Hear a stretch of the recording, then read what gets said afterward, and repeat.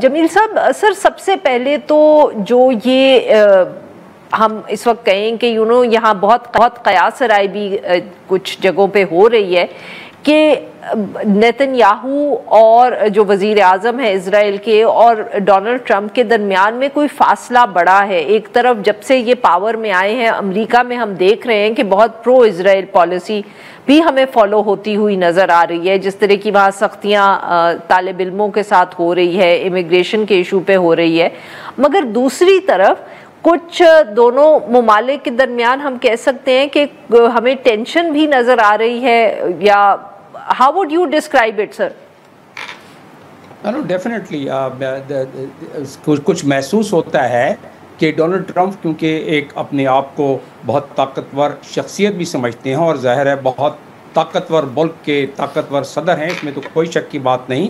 لیکن کیونکہ جو تانے بانے بنے گئے ہیں امریکہ میں, آپ نے کتاب کا ذکر سنا ہوگا جان میر شاہ میر کا, جس میں اسرائیلی لابی کا ذکر بڑے مفصل طریقے سے ہے کہ کس طرح وہ سرات کر گئی ہے اس پوری تمام اسٹرکچر میں یونائٹڈ اسٹیٹس کے, ایون یو کے, فرانس, جرمنی میں کسی حد تک, لیکن یو ایس میں ان پرٹیکولر کانگریس میں.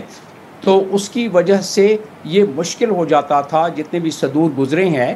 ایون ڈونلڈ ٹرمپ کے لیے تھوڑا سا یہ ٹف تو ہوگا, لیکن کیونکہ ان کی اپنی شخصیت اتنی حاوی آ جاتی ہے اور وہ اپنی ایسی ٹیم لے کے آئے ہیں, گو کہ اس ٹیم میں لیننگ رکھنے والے ہیں لوگ اسرائیل کی طرف, لیکن پھر بھی ان کی اپنی شخصیت کی وجہ سے کچھ نظر آتا ہے. اور اگر آپ ان کے تقاریر کے مضمرات دیکھ لیں جو اس نے سعودی عرب میں انہوں نے کی, جو قطر میں کی, اب اس کی آپ مضمرات دیکھ لیں تو آپ کو اندازہ ہوگا کہ جیو پولیٹیکل لینڈسکیپ میں کوئی نظر آتا ہے fine tuning. I won't say complete reset, because the main foreign policy main point is about the containment of China.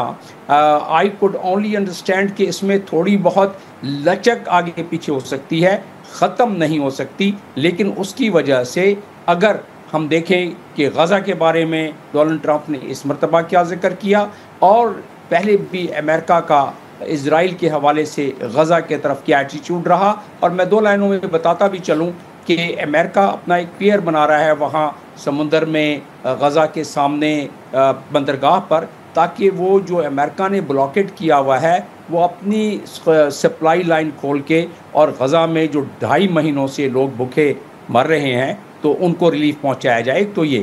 دوسرا, سعودی عرب میں انہوں نے انڈیا دے دیا ابراہیم اکارڈ میں شامل ہونے کا, کہ سب سے اسٹرانگ آدمی میرے سامنے بیٹھا ہے, ایم بی ایس کی طرف ان کا اشارہ تھا, اور انہوں نے کہا کہ ابراہیم اکارڈ یہ جوائن کریں گے لیکن اپنے ٹائم پر کریں گے.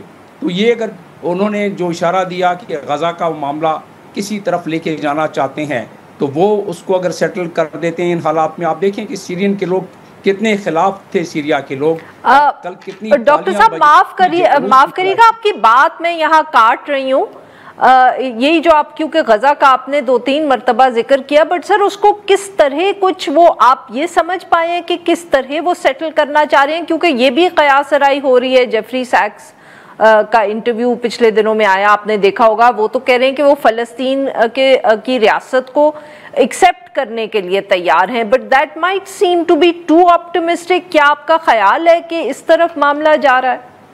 نہیں, دیکھیں, we have to understand one thing. یہ چیز ہمیں ضرور دیکھنا پڑے گا کہ جو رولرز ہیں گلف کنٹریز کے, ان کا تو چلیں اپنا مطمع نظر ہے, اور وہ ان کی ہمیشہ سے لیننگ نہ صرف لیننگ رہی ہے, ڈیپینڈنس رہی ہے امریکہ پہ, چاہے کسی بھی دور میں آپ دیکھ لیں. تو وہ اپنی جگہ پر, لیکن وہاں کی عوام جو ہے باٹم اپ پریشر بھی ہے, جس کی وجہ سے فیصلہ کرنے سے پہلے وہ سوچیں گے. اس باٹم اپ پریشر کو میرے اپنے تجزیے کے مطابق ٹرمپ کو ادراک اس کا دلا دیا گیا ہے, انلیس غزہ کے سیٹلمنٹ کا ٹھیک ہے اس انداز میں نہیں جس انداز میں اوسلو ایکارڈ ہے, 2 اسٹیٹ والی بات ہے, وہ تو مجھے ہوتی نظر نہیں آ رہی ہے. لیکن ریلیف, اگر کوئی ریلیف مل جاتا ہے, پہلے تو غزہ سے لوگوں کو نکالنے کی بات ہو رہی تھی, غزہ کو بالکل خالی کرنے کی بات ہو رہی تھی. اس مرتبہ آپ نے دیکھا کہ اس کا ذکر نہیں آیا, جس کا مطلب یہ ہے کہ ان کو خوراک کی ریلیف پہلی جو نظر آ رہی ہے جو اناؤنس ہو چکی ہے, اور دوسری ریلیف جو نظر آ رہی ہے ریکنسٹرکشن کی. اور جیسے یہ ہوا تو مجھے سعودی عرب کے ساتھ 5-6 ممالک جوائن کرتے ہوئے نظر آ رہے ہیں فی الفور چند مہینوں میں ابراہیم اکارڈ کو. اور یقیناً پاکستان پر بھی تھوڑا پریشر پڑے گا اس کا. تو یہ ایک تغیرات. اور دوسرا ایران کو تھوڑا سا کوشش کر رہے ہیں کہ totally it should give up the nuclear plan completely. Iran کبھی نہیں چاہتا ہے وہ. اس میں تھوڑی سی ٹگ آف وار چلے گی.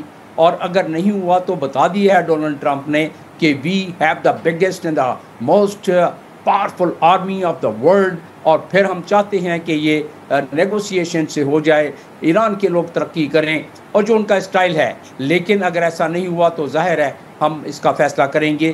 Words to that effect. تو یہ اس کا مطلب یہ ہے کہ ایران کے معاملے کو, یوکرین کے معاملے کو, کشمیر کا حوالہ خود ڈونلڈ ٹرمپ نے کیا. اور پاکستان کے لیے سنہرا موقع ہے کہ وہ جو UN کی 15 سیکورٹی کونسل کی ریزولوشنز ہیں اس کو اب بجائے چیپٹر 6 کے چیپٹر 7 کی طرف لے جانے کے لیے کوشش کریں, کیونکہ ڈونلڈ ٹرمپ اس میں اب انٹرسٹڈ ہو گئے ہیں اس خطے میں. آگے چل کے اگر آپ بات کریں گی تو بتا دیا جائے گا کہ نہ صرف ڈونلڈ ٹرمپ بلکہ دنیا کیوں انٹرسٹڈ ہو گئی ہے اس معاملے میں. تو اگر ان تمام کنٹورز کو آپ دیکھیں جیو پولیٹیکل لینڈسکیپ کے, تو یہ جو اب انٹرنیشنل پالیٹکس نظر آ رہی ہے اس میں کچھ فائن ٹیوننگ نظر آ رہی ہے. اور جب فائن ٹیوننگ نظر آ رہی ہے تو محسوس یہ ہوتا ہے کہ اب جو فارن پالیسی ہے امریکہ کی ایک مضبوط پرسنالٹی کی وجہ سے اس میں کچھ تبدیلی آئے گی. اور ڈونلڈ ٹرمپ کی جو مختلف ذرائع سے اور ذرائع ابلاغ سے محسوس ہو رہا ہے. ڈاکٹر صاحب معاف کریے گا, میں آپ کی بات یہاں کاٹ رہی ہوں.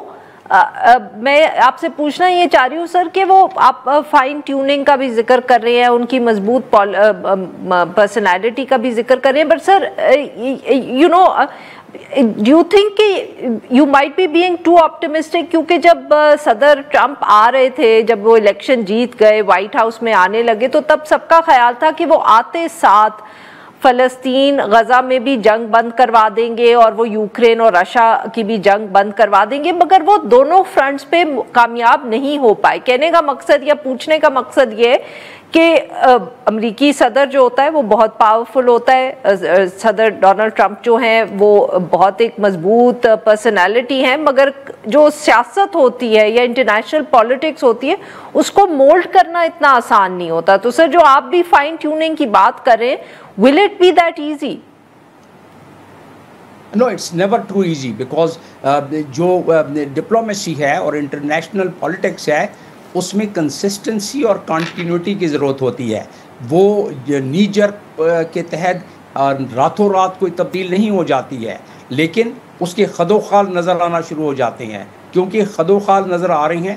اور ڈونلڈ ٹرمپ اور اسرائیل دونوں اجلت میں ہیں کہ ابراہم اکارڈ میں زیادہ سے زیادہ لوگ شامل ہو جائیں, زیادہ سے زیادہ ممالک شامل ہو جائیں. تو اس کی وجہ سے کچھ لو اور کچھ دو کے حوالے سے محسوس ہوتا ہے کہ یہ معاملہ جو پہلے زیادہ سستی کی طرف, سست روی کی طرف تھا, اب اس میں تیزی آ جائے گی. لیکن آپ کی بات درست ہے کہ یہ کوئی نی جرک ڈیسیشن کے تحت انٹرنیشنل جیو پالیٹکس میں تبدیلی راتوں رات نہیں آتی ہے.